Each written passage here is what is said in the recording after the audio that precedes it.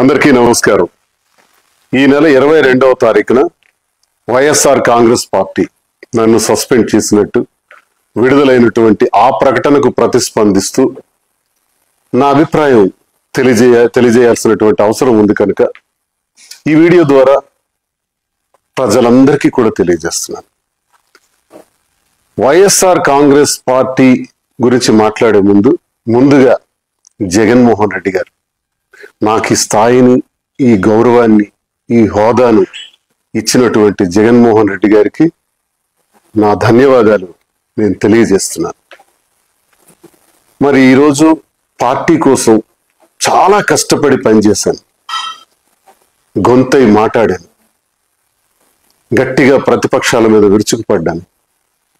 ఎంతో కష్టపడి పనిచేసినటువంటి నాకు అకారణంగా వ్యక్తిగత కారణాలు అన్నటువంటి కారణంతో నాకు సస్పెండ్ చేశారని తెలిసింది.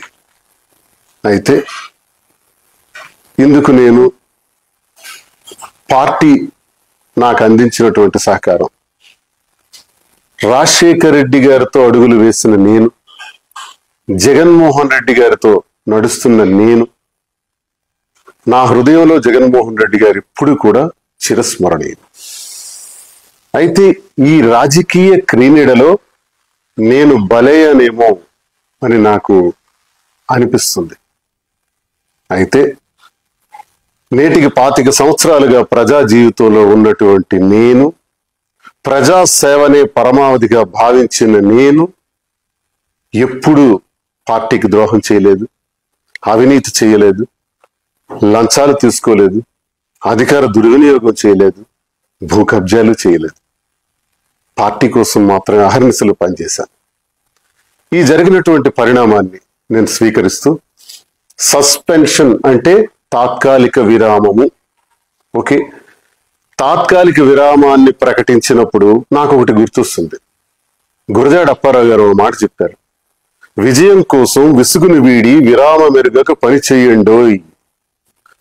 పని చేస్తాను, కష్టపడి పని చేస్తాను, స్వతంత్రుడిగా, తటస్థునిగా, నా ప్రజల కోసం, నాకు నమ్ముకున్న గ్రామాల కోసం, నా పైన ఆధారపడి ఉన్నటువంటి కార్యకర్తల కోసం, అభిమానుల కోసం నిరంతరం మరింత రెట్టింపు ఉత్సాహంతో పనిచేస్తానని, ఎవ్వరూ ఆందోళన చెందవలసిన అవసరం లేదని, నా అభిమానులందరూ కూడా ధైర్యంగా ఉండాలని, గ్రామాన మళ్ళీ తిరుగుతాను, ప్రతి ఇంటికి ఈ దువ్వాడ శ్రీనివాస్ వస్తాడు, ప్రజలతో నేరుగా సంబంధాలు ఉన్నటువంటి నేను ఏ ఒక్కరిని విడిచిపెట్టేది లేదని, కష్టపడి పనిచేస్తానని, అన్నింటికీ కాలమే తీర్పు చెబుతుందని నమ్మిన నేను, మరి ప్రజలందరికీ ఇంతవరకు నాకు ఈ గౌరవాన్ని ఇచ్చినటువంటి ప్రజల్ని నేను ఎప్పుడు మర్చిపోలేను. ముఖ్యంగా టెక్కలి నియోజకవర్గ ప్రజలు,